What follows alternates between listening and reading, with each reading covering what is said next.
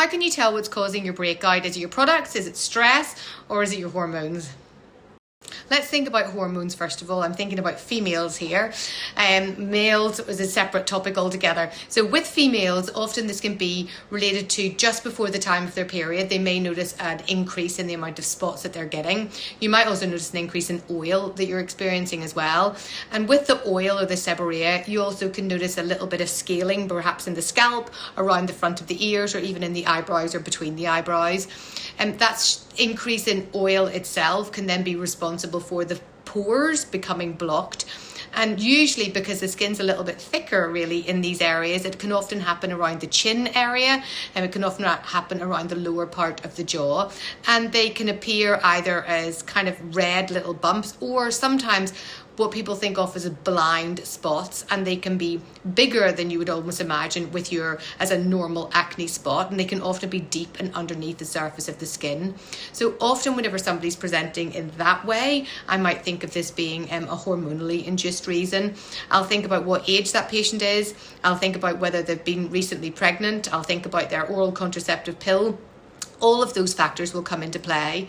Sometimes it can be related to an underlying condition called polycystic ovarian syndrome, and other signs that you can look out for that, or if somebody's having increase in hair in areas they don't want, and typically this can be around the chin area as well, or if there's difficulty in losing weight. So those are the reasons I'd be thinking if somebody came to me that the hormones were the driver of this. Now, what about product use? Well, product use can often happen whenever somebody has essentially put too much of a thick or occlusive product onto their skin, and it's caused the pores to become blocked, and you tend to get these very tiny little monomorphic bumps that appear. Often it can be around the forehead itself. Sometimes with products, so things like retinoids, they can cause a purging of the skin, and what that means is that the skin cells are turning over a bit more quickly, and sometimes that causes the pores to become blocked because there's just too many of them. And in that situation, you end up getting a red spot that's active around that pore that's become blocked. And usually that tends to be in the chin area. The chin area is the massive culprit for this. The good news I always tell people is when this happens in your chin area, after you've been using your retinoid for a while, then if you were somebody who was a bit unlucky to always have spots around the chin, constant use of that retinoid will actually then mean that they will go.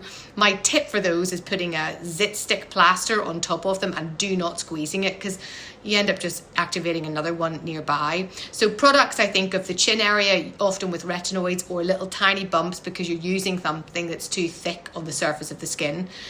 And then when it comes to stress-related hormonal flares, often this can happen if you've been very tired, you're not sleeping properly, and the skin's not in that good skin cell turnover that it would be, and you're actively stressful. And often this can come again in around this area.